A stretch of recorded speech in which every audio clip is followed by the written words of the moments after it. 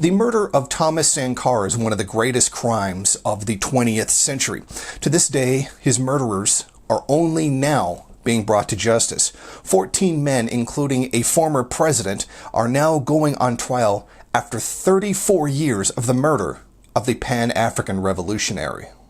Sankara was a revolutionary Marxist Pan-African leader of Burkina Faso.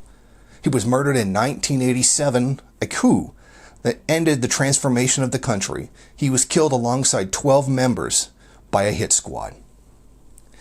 He was believed to have been killed by his best friend, Blaise Compaoré, who proceeded to rule the country for the next 27 years before being overthrown in mass protests in 2014. According to The Guardian, the former president and his former head of security, Glenn Gilbert Diandre, face charges of complicity in murder, harming state security, and complicity in the concealment of corpses.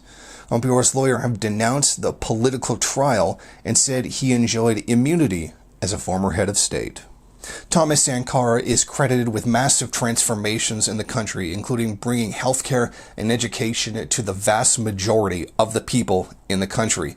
He's also been a part of major social reforms like ending polygamy and female genital mutilation.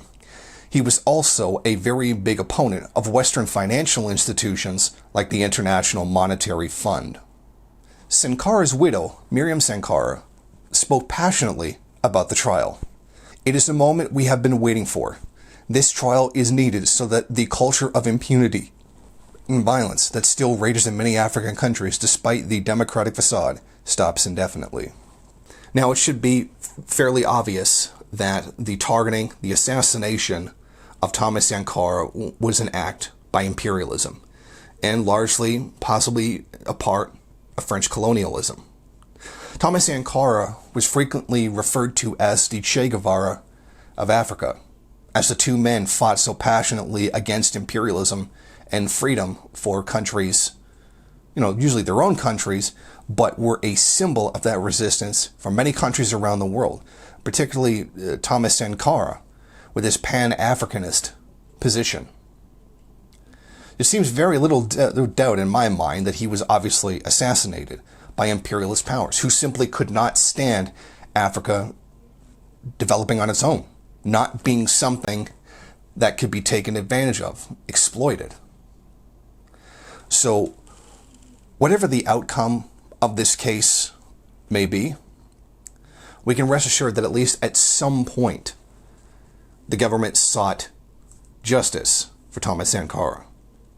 Obviously, can't bring him back, but we can help bring his legacy, continue his legacy, by continuing this trial, and hopefully inspire others to do the same in the future.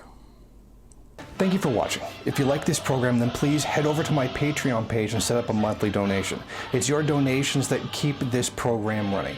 Also, if you would like, please rate, comment, subscribe, and share in various social media.